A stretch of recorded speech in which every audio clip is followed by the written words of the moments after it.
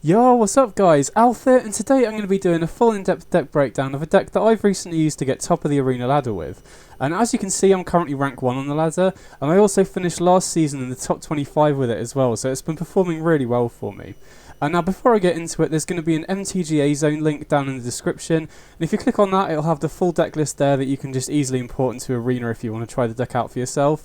As usual, I'm not going to be reading out the text on every single card, otherwise the video will go on for ages. So if you don't know what any of the cards do, just quickly pause the video, fire up that MTG zone link and have a quick read of any of the cards that you're unfamiliar with. There's also going to be a full text article going up on MTG zone.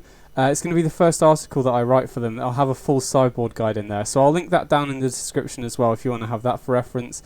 And one final thing as well, I've had quite a few comments asking me about streaming, which I'm considering starting doing soon. So I'm just trying to gauge whether people will be interested in that. Drop me a comment below if that's something you'd be interested in.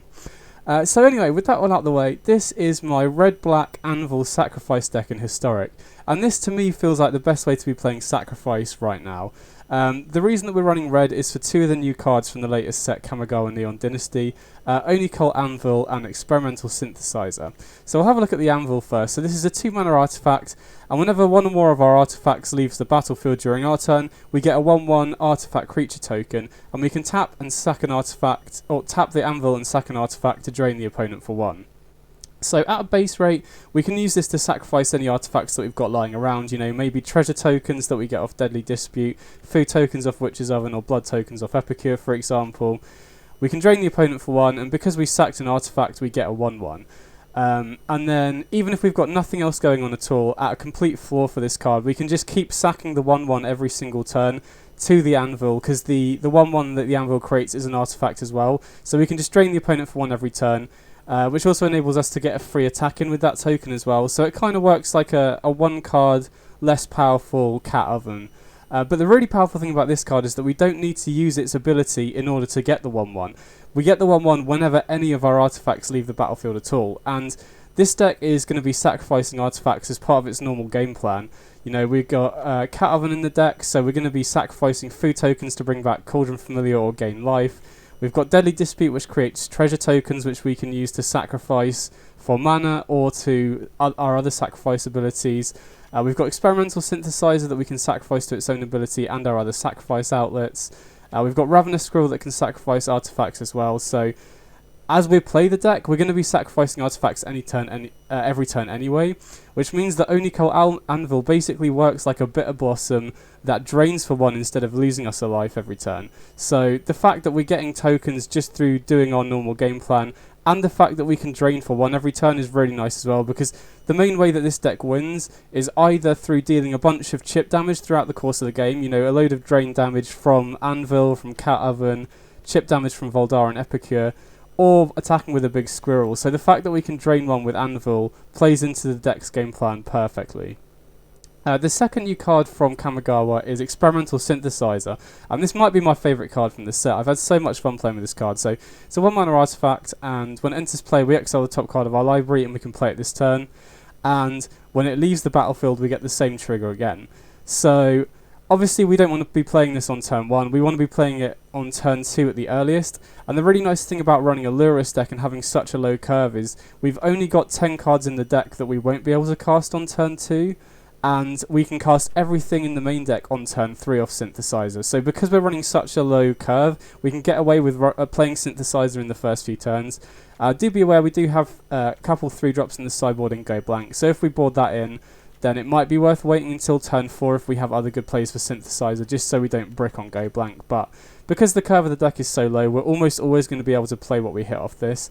And the fact that we get a second trigger of this whenever we sacrifice it plays perfectly into our other synergies. You know, this kind of works like the red-black's version of Trail of Crumbs. It just produces repeated card advantage, and the sickest interaction is with Oni-Cult Anvil, because we can play Synthesizer and get value off it straight away, and then we can sack it to the Anvil, and then we get another trigger off it. We can play whatever we hit off it. We're not investing any mana to sacrifice it, so we'll have our full mana available to cast whatever we hit off the Synthesizer. And because we're sacrificing an artifact, we then get the 1/1. We then get to drain the opponent for 1. And then it gets even more ridiculous when we pair it with Lurrus. If we have Anvil, Synthesizer and Lurrus, we can sacrifice the Synthesizer to Anvil and then play it again with Lurrus. So every single turn, for 1 mana, we're essentially drawing 2 extra cards, draining the opponent for 1 and getting a 1/1 every single turn, which is insane. You know, if the opponent can't break this loop, we're just going to be able to beat any deck. We can sacrifice it to a bunch of our sacrifice outlets, so we can sacrifice it to Deadly Dispute, we can sacrifice it to Ravenous Squirrel as well, and we can also sacrifice it to its own ability. You know, we can pay 3 and sack it to create a 2/2, which ideally we're not going to be using that, but there are some situations where we just need to get an extra body on the board, or we might not have another way to sacrifice it, and in those cases it's pretty reasonable to do that as well. So Synthesizer is great as sort of a very nice card advantage engine that we can recur with Lurrus. Then the rest of the deck, we've got a lot of the same offenders that we'd normally see in a sacrifice deck. So we've got Cat Oven in here, Cauldron Familiar, Witch's Oven is obviously been a staple of historic sacrifice decks for a while now. Get to drain for 1 every turn, get a champ blocker or a free attacker every turn. Cauldron Familiar, even without Witch's Oven, we do have a number of cards that want to be sacrificing creatures as well. So we've got Deadly Dispute, Ravenous Squirrel that we can sacrifice it to. We can also discard it off blood tokens as well. And then as soon as we got Witch's Oven later in the game, we have Familiar in the graveyard to recur it with. And then Witch's Oven, even without Cauldron Familiar, it's nice to be able to sacrifice creatures in response to removal, just to get food tokens lying around. And it also works nicely with the Oni-Cult Anvil. We can sort of do like a build your own Cat Oven between these 2 cards, because we can sacrifice the 1/1 to the oven during the opponent's turn to create a food, and then we can sacrifice the food token to the Oni-Cult Anvil to drain for 1 and get a 1/1 token again. So it kind of works like a Cat Oven that we can actually use to chump block with the tokens using these as well. Then we've also got Deadly Dispute, which plays perfectly into both our artifact and creature sacrifice synergies. You know, in this deck we have both certain cards that want to be sacrificing artifacts and certain cards that want to be sacrificing creatures, and this fits perfectly into that. It helps the cards keep flowing, can sacrifice either of them, and also leaves behind a treasure token which we can use to sacrifice to our artifact synergies as well as allowing us to ramp and triggering the Revolt on Fatal Push at instant speed, which is very important, especially against a deck like the Greasefang Parhelion combo deck. We've also got Voldaren Epicure, which is a really nice card in the deck because, like I say, we've got a lot of cards that want to be sacrificing artifacts and a lot of cards that want to be sacrificing creatures, and the fact that we get both a creature and an artifact for 1 mana, and it deals 1 damage to the opponent. You know, like I said, this deck is all about dealing a bunch of small damage throughout the course of the game. So we get so much value off this for 1 mana. And blood tokens, even if we don't need to sacrifice them to something else like an Anvil, blood tokens are really nice at just making sure that we keep the cards flowing, discard what we don't need, and draw to what we do need. Then we've also got Ravenous Squirrel. And I think this is one of the biggest upgrades. You know, the first sort of builds of this deck that I saw were Pioneer lists that weren't really running Cat Oven, and having Ravenous Squirrel in Historic makes these lists so much more explosive and powerful. You know, obviously, if you've played against the green-black food deck, you know how powerful this is. We're going to be sacrificing a bunch of stuff, and we're going to be getting a bunch of sacrifice triggers each turn. So this gets really, really big really fast. And Ravenous Squirrel is one of the main reasons to be running Cat Oven in this build. You know, I did try porting those Pioneer decks to Historic, which were not running Cat Oven and were running cards like Terrarian, maybe a bit more removal in the main deck. So they're less reliant on the graveyard because they're not running Cat Oven. But the deck just felt less powerful to me. You know, because we get to run Cat Oven and Anvil, the clock of this deck is so much faster. We can drain the opponent out so much faster, and having Cat Oven alongside Anvil is so good because we're going to be getting the 1/1 every single turn just off the Cat Oven loops. And so increasing the clock of the deck with Cat Oven plus Anvil was a really big advantage of this build of the deck, because especially against control and combo, we're relying on discard spells like Thoughtseize, Duress and Go Blank, and the obvious weakness of discard spells is that it doesn't stop the opponent's top deck, and so the slower the clock of your deck, the more time you're giving your opponent to draw, you know, a Teferi or a Divine Purge or an Indomitable Creativity or whatever. So the fact that our clock is so much faster because we're running Cat Oven and Anvil is definitely worth it. Obviously it makes us a little bit weaker to Graveyard Hate, and the builds with Terrarian did feel a little bit more consistent and could enable Anvil on turn 2 a little bit more. But the big advantage of running Cat Oven alongside Anvil, like I said, it increases the clock a lot, and because we get to run Squirrel as well, it leads to just starts where we have Cat Oven and Squirrel, and we just win the game because of that sort of start. Or we have Cat Oven and Anvil, and this deck is a little bit less consistent, but the highs and the explosivity of the deck makes it much more worth running Cat Oven, in my opinion. In addition to the +1/+1 counters we get on Squirrel, we can also pay 3 mana and sack an artifact or creature to gain a life and draw a card.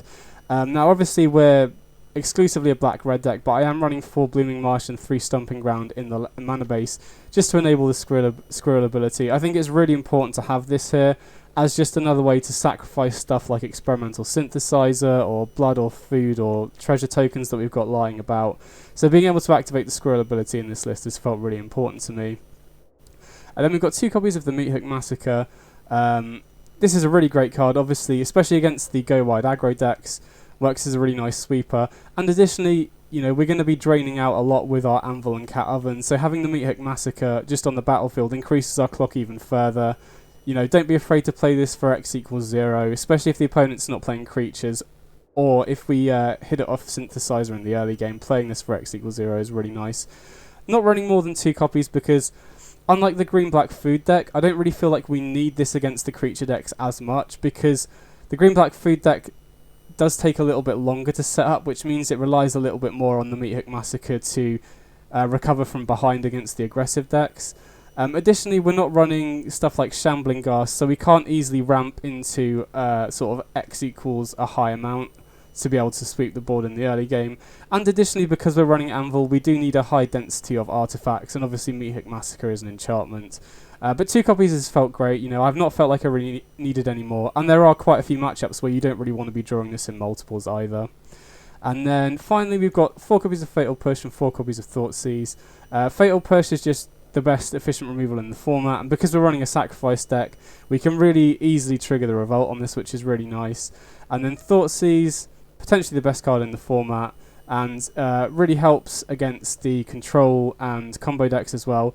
Because the engines in this deck are slightly more compact than the green-black food deck, getting to run both 4 Fatal Push and 4 Thoughtseize in the main deck has felt really good, and is another really big advantage of running this particular build. Then we've obviously got Lurrus as our companion, and Lurrus is so good in this deck. Every permanent we have in the deck is great to recur with it. We can get back Anvil, Squirrel or Oven to set up our engines again if they've been killed, and being able to loop Synthesizer over and over again is just such an insane card advantage engine. And we're not really missing out on any 3-drops. Mayhem Devil is a potential card you could look at to be running in this sort of deck, but the thing with Synthesizer is you already want your curve to be really low, and I'm already reticent to be running 3-drops in the sideboard, so I don't really think you want to be running 3-drops in the main, because then the chance of bricking on Synthesizer goes up quite a lot as well.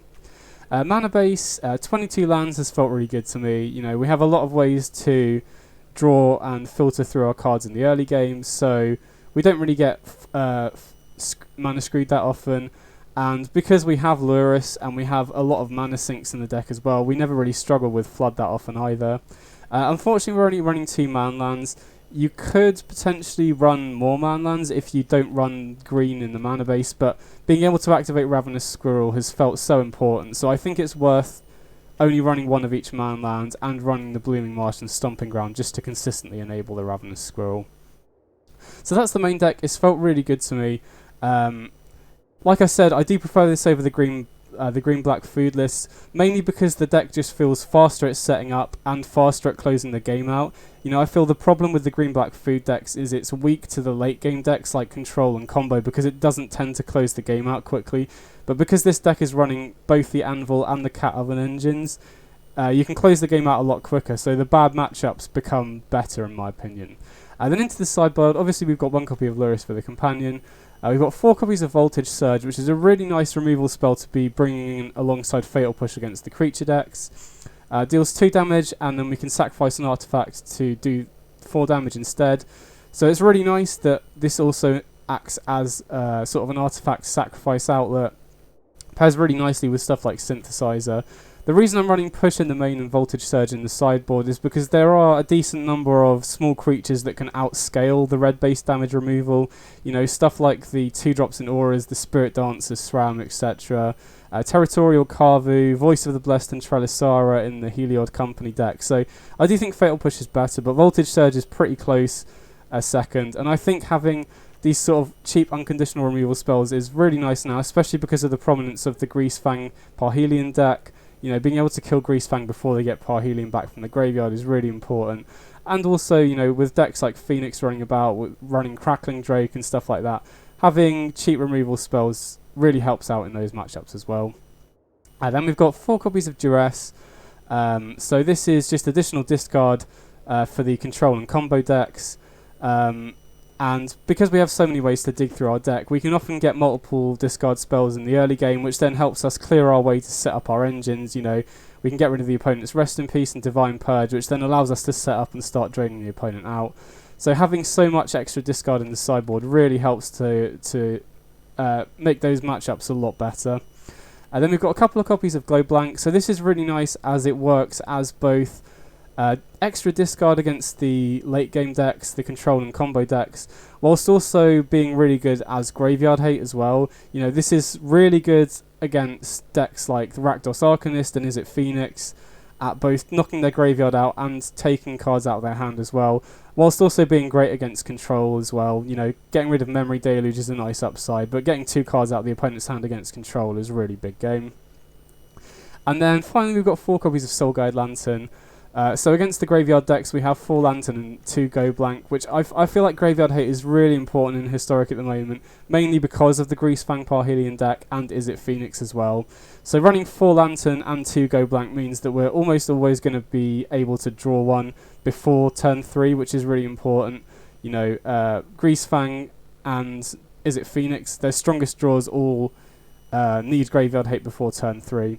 And the really nice thing about Soul Guide Lantern specifically in this deck is it plays really nicely into our sort of artifact sacrifice synergies. You know, we can recur it with Lurrus as well.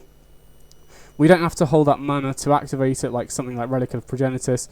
And the other great thing about Lantern is that we can pretty confidently run 4 copies because we want to see that first copy as often as possible. But if we do happen to draw multiples, we can always just pay 1 and sack it to draw a card, cycle them away, and then we can get them back with Lurrus later. So that's the deck. The sideboards felt really nice and compact to me, and the deck's been testing really, really well for me. So now onto the gameplay. I've just got a couple matches that I was playing on the ladder so you guys can see the deck in action. Drop me a comment below if you've got any questions at all, and I hope you enjoy. Big up. Okay, sweet. Here we go.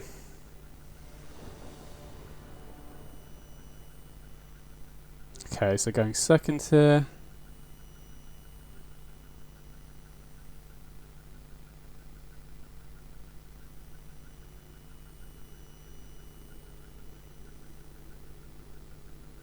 See what we got. I mean, this is a close one. I think this could be a reasonable keep. You know, playing Witch's Oven and sacking it to Dispute obviously isn't ideal. You obviously want to keep Witch's Oven if possible, but it is close. You know, I wouldn't blame you for keeping this, but I think I'm going to mulligan. I mean, this isn't much better, but I think on a 6 we have to keep this. I'll put back the Familiar because there's higher upside of Squirrel. It's a much bigger threat. And without Oven, I think Squirrel's more important here. Now obviously this hand doesn't really do that much on its own, but there are a lot of really good top decks we could get here. Okay, Temple of Epiphany, so probably Control or Creativity I'd imagine. Okay, so drew a Familiar for turn. That's fine. Just trying to think next turn. I mean, if we are against control, we obviously have to be wary of Divine Purge and well, if they're Jeskai, Helix, Deafening Clarion maybe. So I think going to attack with the Scroll first here, and then I'll probably just play the Familiar and pass the turn. I think playing Stomping Ground and Squirrel here into a sweeper is really bad, especially if it's Anger of the Gods. Or Divine Purge for that matter. At least if it was something like Clarion, we could get stuff back with Lurrus, but Okay, it is Anger of the Gods. That's pretty bad. But yeah, I'm very glad that I didn't overcommit with that squirrel there. So Epicure's not bad here. We can play the Epicure, we can play the squirrel, and we can hold up mana for the blood token as well. We can pitch this Meathook Massacre. Now Meathook Massacre does do some work. Well, it does decent work against control when you have Cat Oven or Anvil going, but since we have neither at the moment, I think Massacre's not really going to be doing much. So we'll just activate the blood token at the end of the opponent's turn, put a counter on the squirrel, ditch the Meathook Massacre, and draw another card.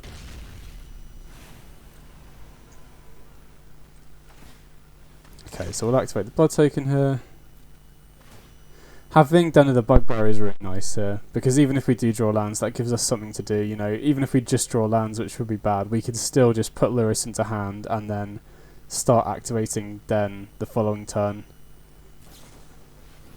Okay, so they got Helix for the squirrel. I am concerned about this Magma Opus in the graveyard as well, though. Okay, Hive, that's really good, because we can, you know, I'm obviously worried about Torrential Gearhulk. I mean, Mizzix's Mastery as well, but I feel if they have Mizzix's Mastery, they would have played it already. So, Gearhulk is the next biggest threat, and I mean, it does rely on the opponent not having Helix, but we can fire up Hive and get rid of that Magma Opus before they have mana available for Gearhulk, which is really nice. Now, obviously, like I said, they could have Helix, but basically every play we do here gets punished by Helix, and we've only got one turn to get rid of this Opus before they can play Gearhulk, so I think the only play we can really do here is just attack with the Hive, try and get rid of the Opus and hope they don't have Helix. Okay, I mean, they did have Helix, but I mean, if we fire up Den, that also gets killed by Helix. If we play Lurrus, that also gets killed by Helix, and just playing like Epicure and Familiar doesn't really do anything, so I still think that was the right play, because if they didn't have exactly Helix there, we can get rid of that Magma Opus. So even if they drew Mizzix's Mastery, it's not live anymore. So, I don't think I want to play Lurrus out just yet. I think I want to kind of bait removal on this Den first, because having access to Lurrus once they've used their removal, you know, Lurrus is the threat that I want to stick about if possible. Oh, okay. They do have the Gearhulk. So that kind of sucks. Like, we did have a little bit of a slow start, and their interaction has lined up very well against what we've got.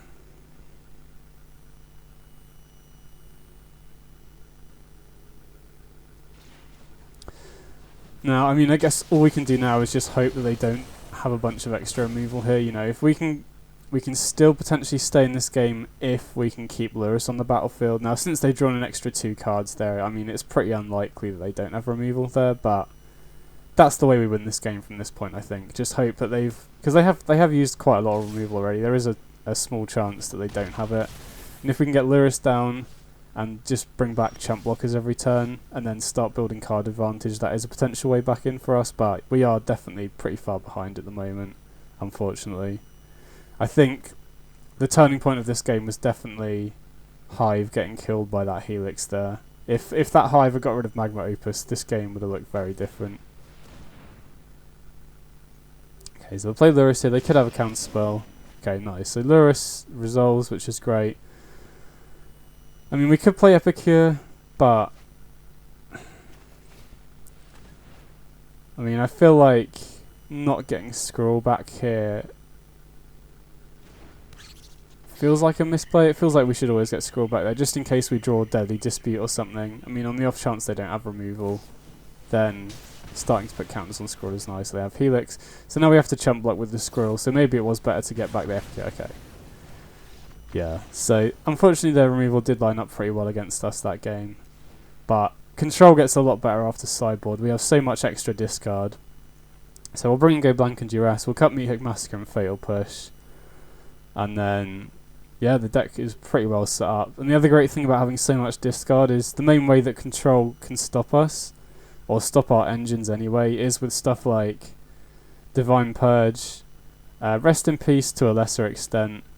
You know, Rest in Peace does shut off Cat Oven as well as Lurrus, but this deck doesn't really rely on them that much. You know, obviously if you have a hand with Cat Oven, then that does shut off some of what you've got going on, but we've still got Synthesizer, we've still got Anvil, we've still got Squirrel, and unlike the green-black food decks that kind of rely on Trail of Crumbs Cat Oven, we're not as reliant on Cat Oven in this build. So this hand is a little bit land heavy, but we've got Cat Oven and Thoughtseize, so I think we definitely have to keep this. See what they've got going on. I mean,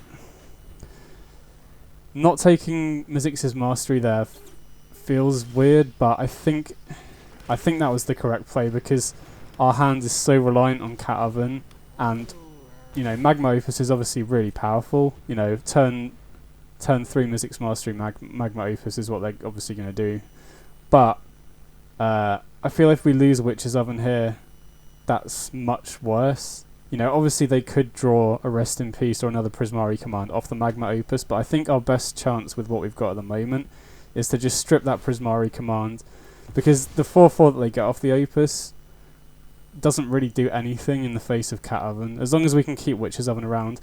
And if we did let them keep Prismari command there, we're kind of relying on Lurrus getting back that Oven, and they can very easily have a counterspell for the Lurrus. So I think, even though letting them have Opus Mastery looks really weird, I think that was still the right play.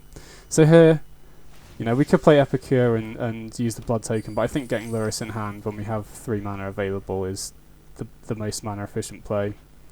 So obviously the opponent's going to use Mizzix's Mastery here, but like I said, as long as they don't draw Rest in Peace or Prismari command off the Opus, I feel like we've got, you know, we've got a decent little engine set up here. Cat Oven is very difficult for them to interact with, and I feel like, well, I don't even know if the Gearhulk versions can even afford to run Rest in Peace. The fact they've kept in Mastery and Opus means that they probably run, you know, Soul Guide Lantern or something, which we can play around much easier than Rest in Peace. So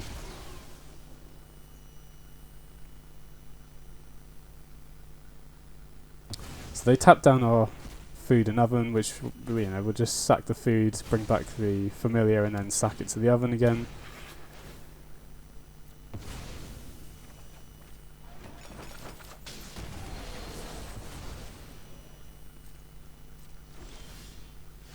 Okay, Anvil's a nice one, especially while they're tapped out.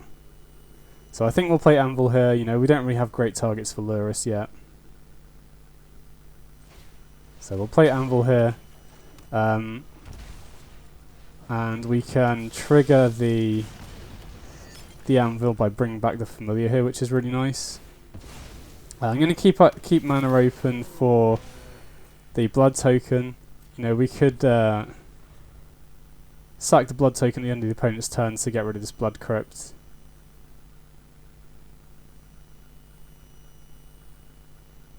But yeah, now we've got our engine set up, I think we're in a pretty good spot here.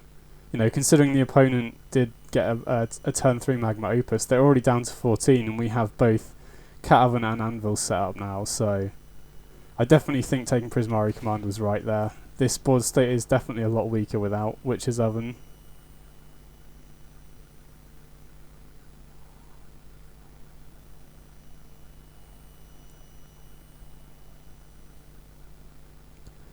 So they Scribe Temple of Epiphany.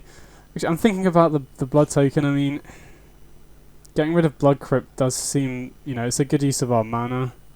But I think we might want the 5th land here for both Lurrus and being able to activate Hive. You know, if they pitch another Magma Opus, we want to be able to fire that up and exile it from the graveyard. Okay, Portable Hole, I assume they'll be taking the Witch's Oven here. So we will we'll sack the Familiar in response, and then we can sack the Oven to the Anvil. We don't have any ways to kill artifacts, so we'd much rather Oven be in the graveyard than be exiled.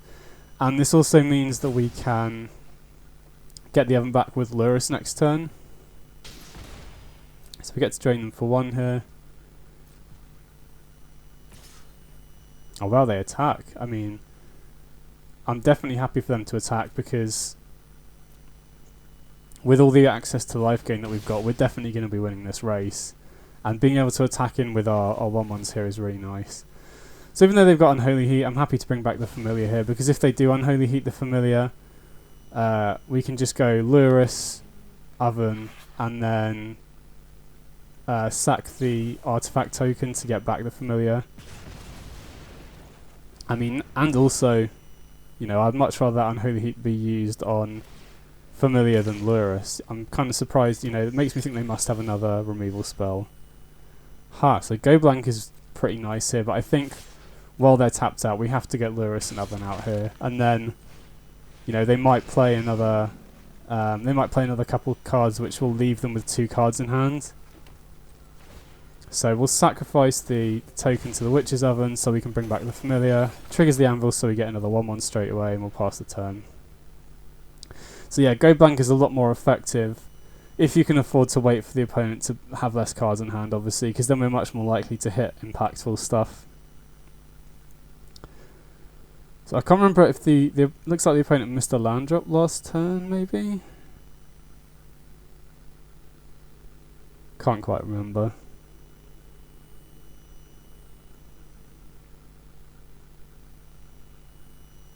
But yeah, I'm pretty happy with the board state as it is at the moment. They surely have to have a removal spell for Lurrus. If they didn't have another removal spell and they just use Unholy Heat on Familiar, that doesn't... I don't understand that. So I assume Lurrus is dead here. But that's fine, you know, getting back Witch's Oven was more than enough value. Yeah, so they have another Unholy Heat, that's fine.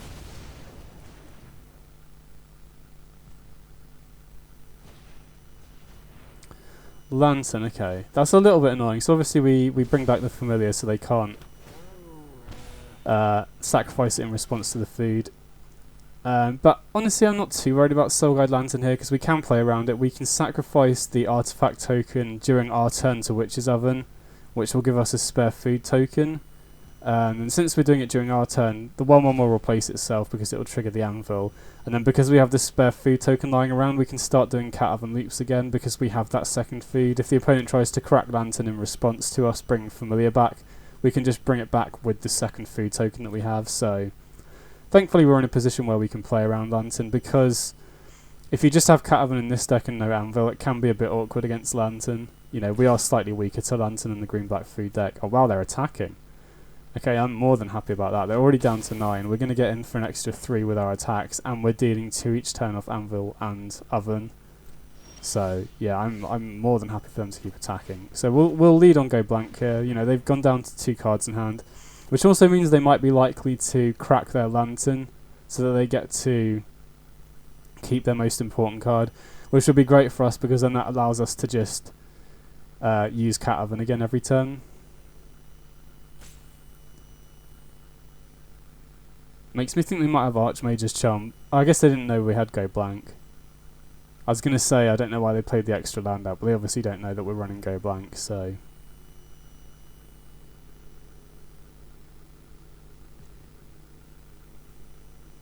So I guess they're thinking whether they want to crack the Lantern to save their most important card in hand.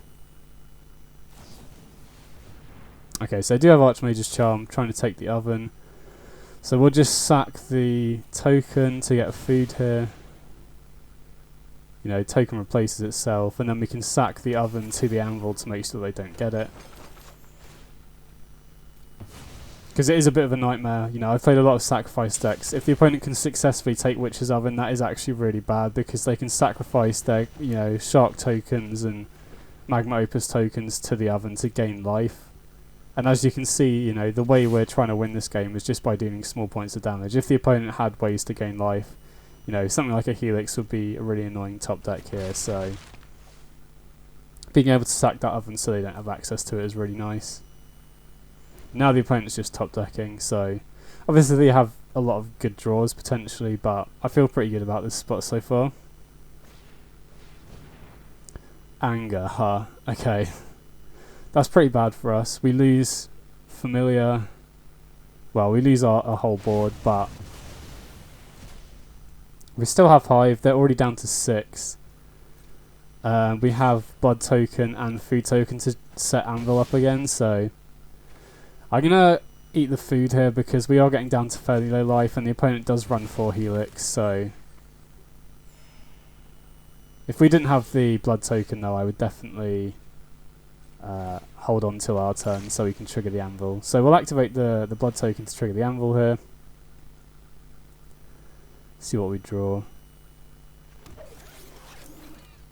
Okay, Deadly Dispute's a nice one, but I think we're just going to fire up Hive here. Because then we put them dead on board. And since Hive also has Menace, they can't just chump block with the 4-4 next turn. Or they can't block with the 4-4, I mean.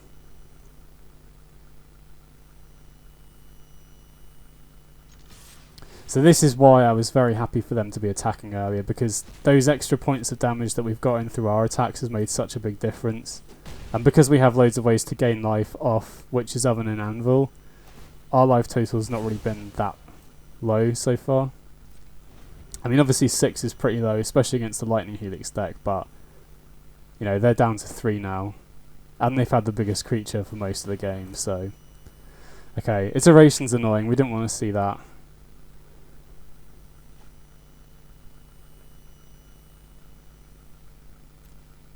Just checking what we've all used so far.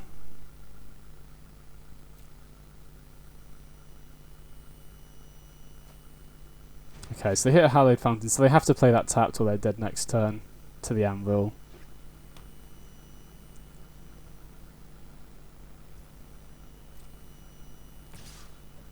They attack. I mean, we have to block here just because of Helix. Now, them attacking doesn't necessarily mean they have Helix, because they can't block Hive anyway. But, I mean... I still think that might mean they've got Helix, because they could have taken one from our attacker if we called their bluff there. So I think the best play here is fire up the Hive and just hope, if they do have Helix, that they use it before we attack. There's a good chance they do use it before we attack to stop the Exile trigger. And if they do, we can Deadly Dispute in response, which would be great. If they do wait for us to attack, which is definitely the correct play, then we can play Squirrel main phase 2 and just chump block with that. But okay, sweet, perfect. So now we can Deadly Dispute here. Creating a treasure is huge because we can trigger the Anvil. Not drawing a land there's a bit of a nightmare. Oh, this might be a slightly greedy play, but I think I'm going to play Synthesizer and try and hit a land here. Because I do want to sacrifice... I do want to activate Anvil this turn to put them dead on board next turn. So Synthesizer gives us something that we can sack whilst also giving us a champ blocker. Okay, I'm going to sack it now just to try and hit a land. Because if we can duress what they've got... Okay, we missed, but that's fine, I think. You know, even if they attack here, we block so we're not dead to double Helix, and then Anvil can sacrifice itself. You know, we don't need another artifact, it can sacrifice itself here, so... They kind of need Helix or an answer to Anvil to survive here. And I think if they do attack, I am going to block. You know, we can win even without the artifact token, and if we don't block, we're just dead to double Helix, so... I think we can afford to play around that. Yeah, I think I'll block here.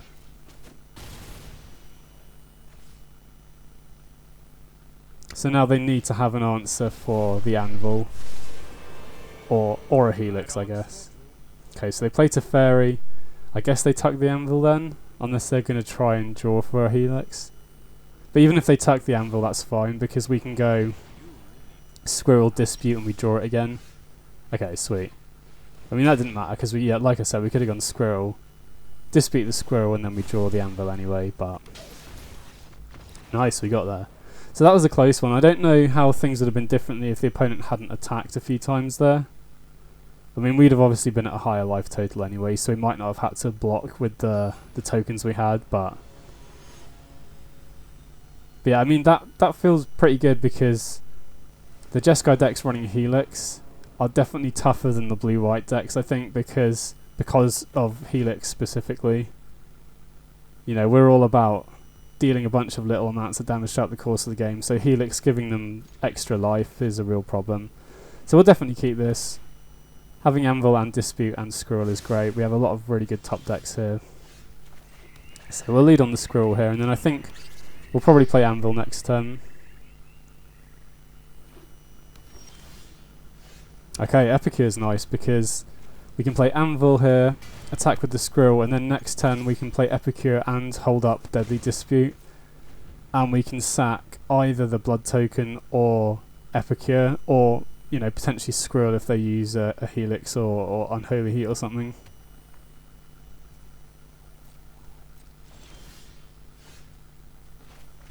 Okay, so we'll attack first here.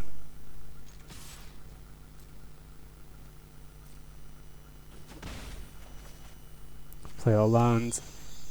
I guess maybe we should have waited until we played Epicure to play the land, just in case they counter it. We'd want to be able to play the other Epicure, I think.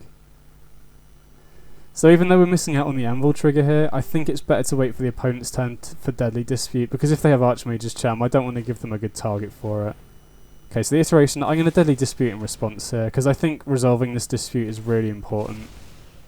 We don't want it to get hit by like a Dovin's Veto or something. So yeah, like I said, we do miss out on the 1/1 token because we didn't do that during our turn, but I think it's really bad if we dispute there and they have a counter spell. Because they could go counter, we've lost whatever we sacrificed, and then they could very easily just have something like an Anger of the Gods, and we'd be so far behind at that point. So we'll lead on Duress here, see what they got going on. Oh wow. I mean, that's a hand I'm happy to see. Get rid of the Heliod's Intervention. They've only got Gearhulk left now, so I think we're just going to try and kill as quickly as possible now. So we'll put Lurrus into hand, sacrifice the treasure to make these scrolls bigger, and now we're all about trying to get as fast a clock as possible here, I think. Try and make these scrolls so they can outscale Gearhulk. Now, fingers crossed, if they draw Anger of the Gods here, that's going to be really annoying, but... Okay, they drew Helix. I mean, they really should have targeted the other squirrel, but... Okay, sweet. I mean, I don't know if that game would have been much different if they had targeted the right squirrel there, but... Nice, back to rank 1. Sick.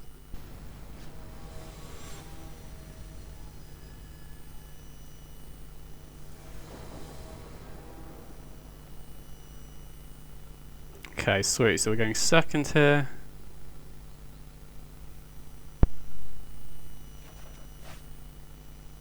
And yeah, this looks decent to me. Real nice mixture of cards here. Got some card advantage, some early discards, some creatures. So against the black-red Lurrus deck, I was going to say maybe it's Arcanist or the Mirror Match, but it looks like it's Grixis, maybe Death Shadow, considering they're running Agadeems and all the shock lands.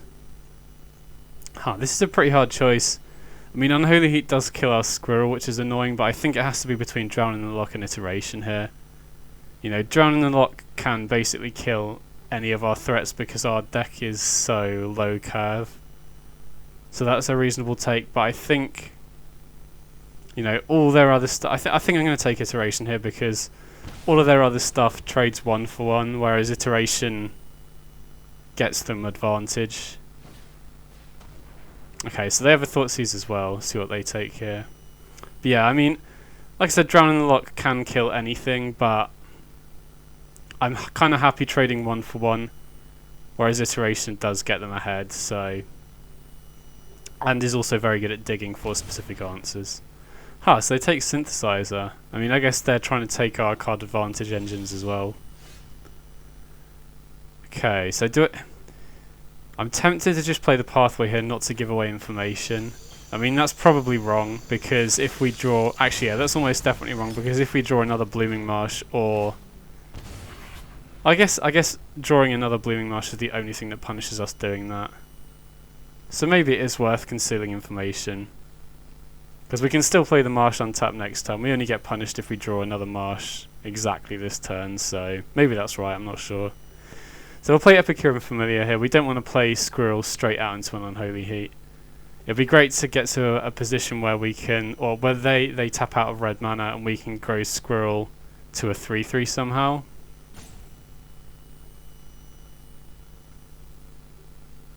So opponent's in the tank here. They shock in a land. Wow, and they Unholy Heat the Familiar. That's a surprise. I mean, I'm happy to see that because that's a removal spell that's not going to be used on the Squirrel. So I'll play our land for turn and we'll attack.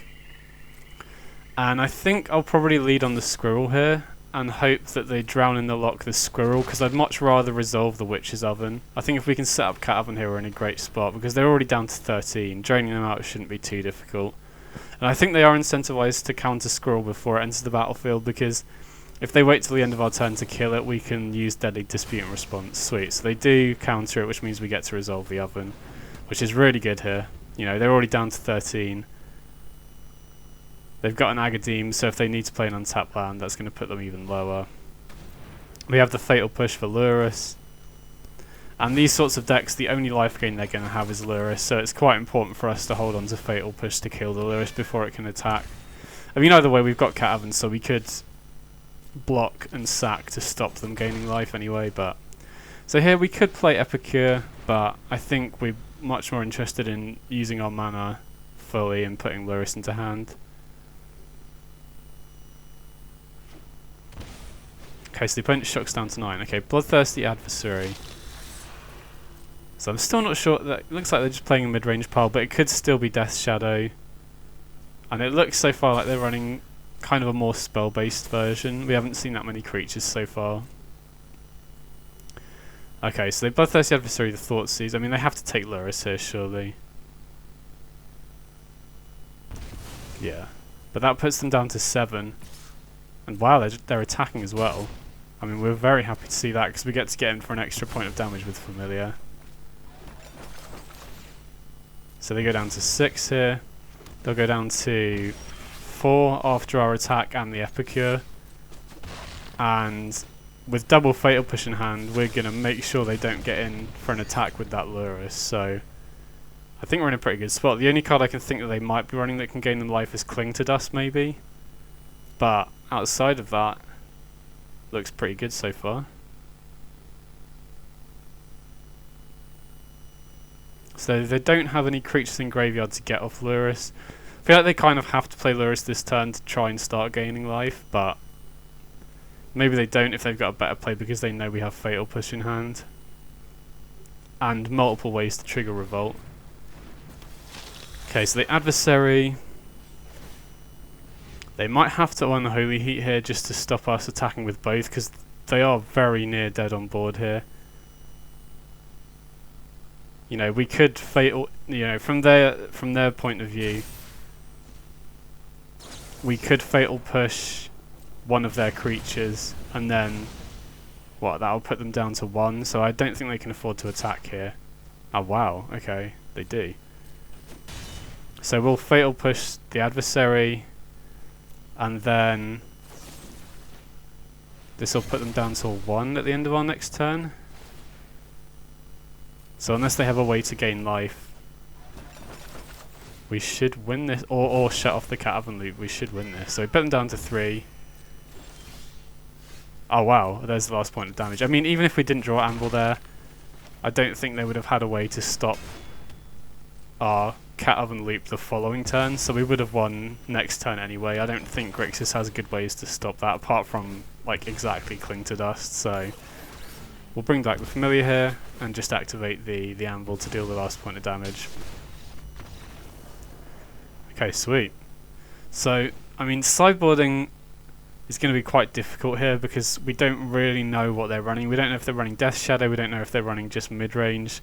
Go Blank seems pretty good here because it's discard and hits the graveyard. I don't know, you know, if they're just running Bloodthirsty Adversary and Lurrus, I don't know if bringing Lantern in helps. Maybe Thoughtseize isn't that good here, although they do seem to be running a mainly spell-based version rather than creatures, so maybe we want Thoughtseize and we don't want Meathook Massacre. I'm kind of reluctant to bring in Voltage Surge here because from game 1, they didn't look like they were running that many creatures, and if they are running Death Shadow, Voltage Surge might just be a complete blank against their biggest threat. You know, Fatal Push seems great here because if they are running Death Shadow, we can just kill that easily. But if they do have a big Death Shadow or something like that, Voltage Surge becomes a lot worse. So I think I'm fine with that. You know, I don't want to guess too heavily and then be wrong and get punished for that. So this hand doesn't have any creatures in, but I think it's a fine keep. You know, we have a lot of interaction, so... Okay, so lead on the Thoughtseize here. We take the Synthesizer again. I mean, I'm pretty happy about that. Anvil's a nice draw here for sure. We'll Thoughtseize them and see. Okay. So, I mean, we've got Fatal Push to be able to deal with Rahilda and Dragon's Rage Channeler. We don't have any creatures, so we don't really care about Unholy Heat right now. So I think we're happy taking Iteration. And I think we have to Fatal Push Rahilda here. We could play Squirrel out, but we're just giving them a free target to use their Unholy Heat on. So I think I'm just going to play the Stomping Ground tapped here and pass. And again, we're trying to get in a situation, if we can, where they tap out of red mana and we can get Squirrel out of range of Unholy Heat, if we can. Okay, so they are tapped out of red mana, but unfortunately we can't make Squirrel big enough. So we'll kill the Channeler before they can get value off the Delirium ability. And it is kind of sketchy we don't have a removal spell for Lurrus now, but... Oh wow, Go Blank's annoying. But I feel we have to kill Channeler there, because that's just a creature that will just win the game, or it will just run away with the game if we don't kill it quickly. So Go Blank there was pretty bad. Not having our 4th land's annoying. But, you know, getting Lurrus into hand's fine here. Absolute worst comes to worst. If we don't draw anything good, we can play Oven, sack it to Anvil to start the Anvil going every turn, and then we can bring back Oven with Lurrus. So we draw a land, so I think that's what we'll do here. We'll play the Oven, sack it to the Anvil to get Anvil going, and then the following turn we can get the Oven back with Lurrus, and then we've got sort of kind of a cat oven loop going where we can sack the token during our turn with the Anvil, then if we need to chump block, we can chump block, sack the token to the food, and then we can sack the food to the Anvil. So adversary, that's annoying because they can Thoughtseize or Go Blank Lurrus out of hand, which is pretty bad for us.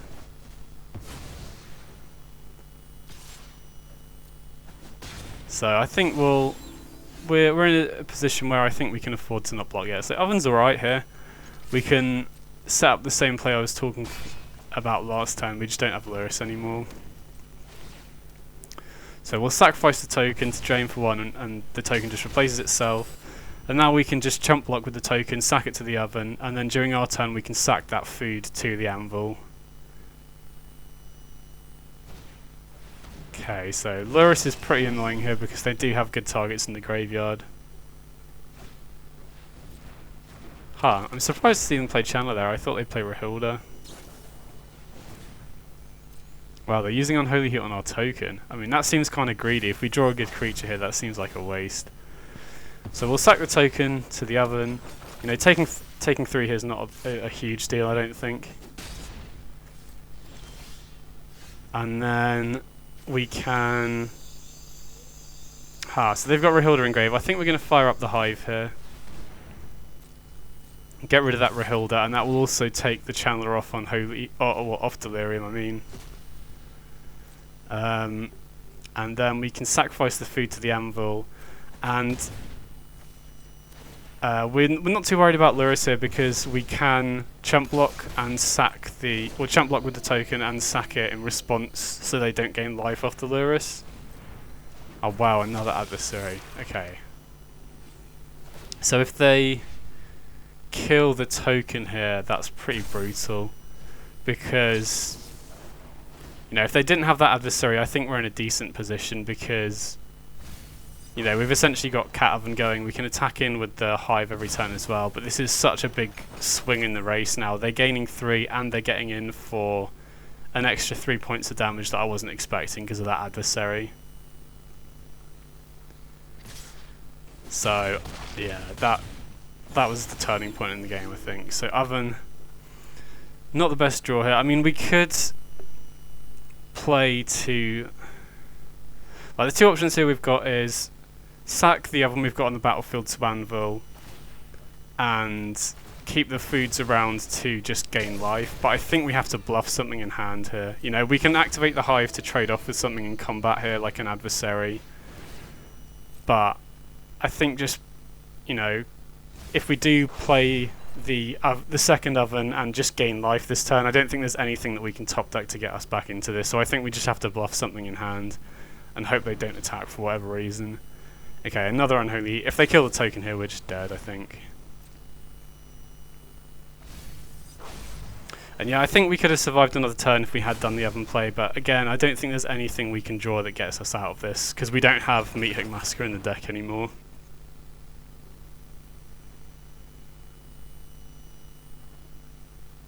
So if they attack with everything, I'll just concede. Yeah, okay. So that was a bit annoying. They did have more creatures that game, but again, I'm not really sure it's worth bringing in additional removal, because they could still be playing Death Shadow, and from what I've seen of their deck, it does still look like they're mainly spell-based. They just had more of a creature-heavy draw that game, I think. So I think it's better to keep Thoughtseize in over extra Voltage Surge, because if the opponent does have a hand like we did last game where it's loads of interaction, then Voltage Surge is just going to sit dead in our hand, and if they are playing Death Shadow, that's going to be even worse, because when they do play a big threat, we're not going to be able to actually kill it.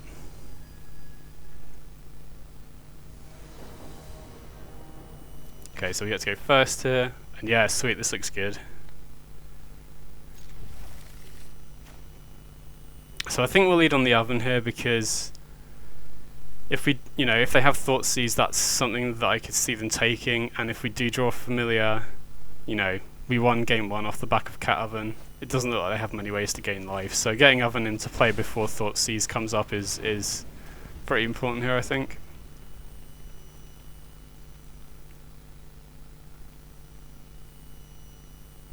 See what the opponent's got here.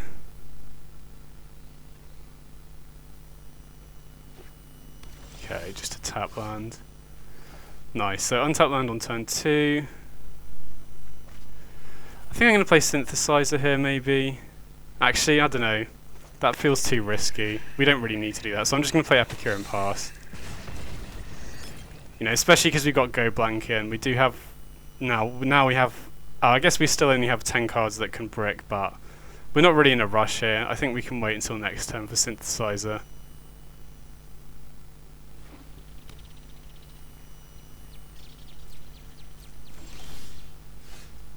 Okay, Anvil's nice.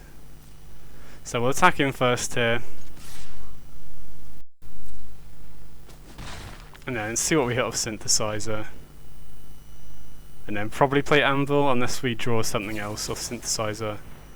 Wow, they Spell Pierce the Synthesizer. I mean, I'm much happy for that. Do they have another Spell Pierce here? Okay, they Unholy Heat the Epicure. And then we can just sack the food token. I mean, I'm kind of happy about that, because it means we get to keep the blood token, which has more value here, I think.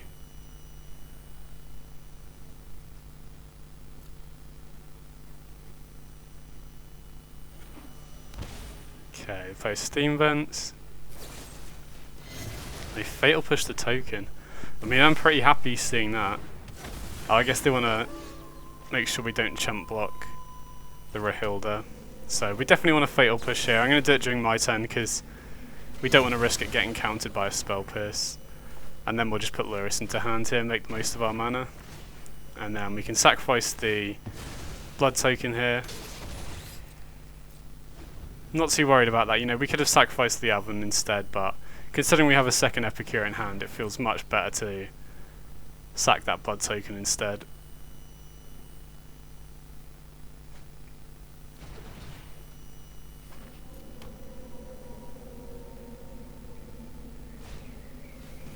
Okay, and they play Channeler. So we can play Lurrus and get back Synthesizer here. If they leave open mana here, I mean, they probably have Unholy Heat here, but still think it's worth getting Lurrus out. if they don't have Unholy Heat, then we might be able to get a second synthesizer activation, which would be so much card advantage. And even if they do, we can sack Lurrus to the oven and then sack the food to the Anvil, which is nice. Get us an extra token. And now that we have Deadly Dispute as well, we've got a pretty nice turn next turn.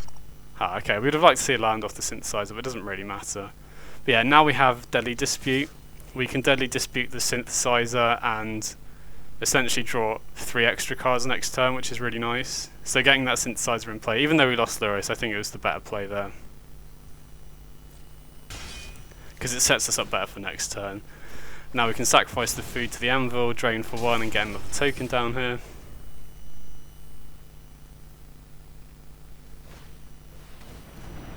Ah, Croxer. If I'd known they're running Croxer, I probably would have brought in some number of Soul Guide Lantern. You know, before just seeing the Bloodthirsty Adversary, I don't think it was worth it. But now, you know, now I know they're playing Croxer, I think if I had a chance to sideboard again, I'd definitely bring in at least a couple of Lanterns. Okay, so the Channeler has Delirium here, which is kind of good for us actually, because it means that it forces them to attack. So we'd have loved to have Hive in play before now. So we'll dispute the synthesizer. You know, if we had Hive in play already, we could get rid of that Croxer. Unfortunately, they're going to be able to escape it next turn. I mean, I never want to waste a land that I get off synthesizer, but I feel here it's probably worth playing Hive. You know, we're kind of happy to discard. When they do escape Croxer, I'm kind of happy to just discard Thoughtseize here. Or maybe even the Blood Crypt. But I think getting Hive into play a turn sooner is more important than having a land that's wasted.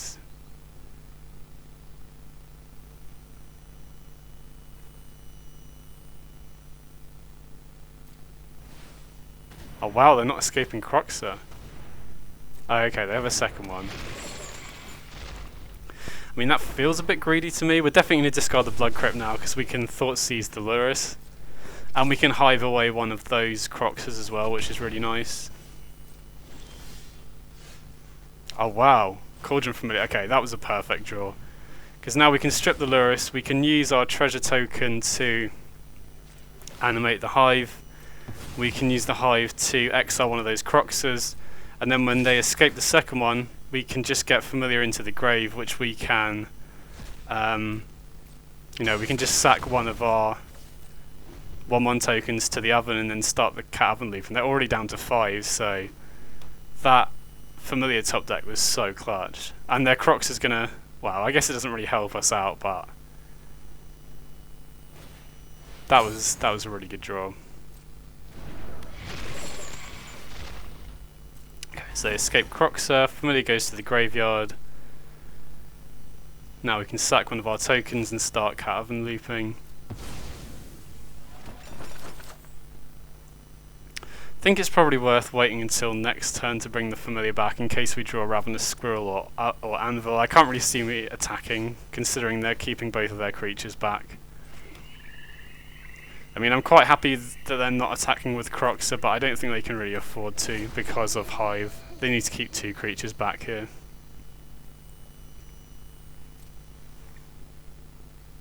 Okay, it looks like they're not attacking again, which is great for us, so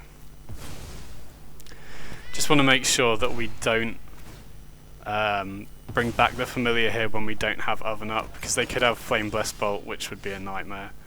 Okay, Epicure is great because that's an extra point of damage.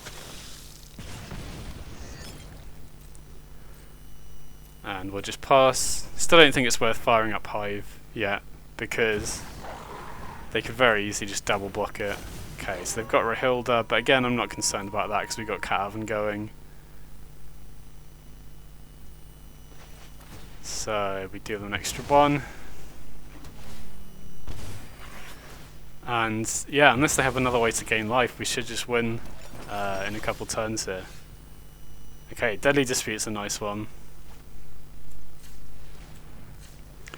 So we can Deadly Dispute probably the Blood Token here.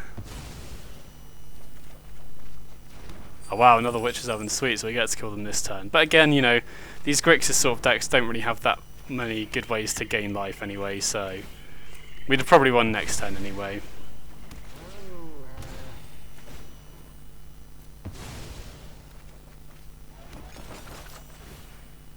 So drain them for another one. Sweet, we got that, nice.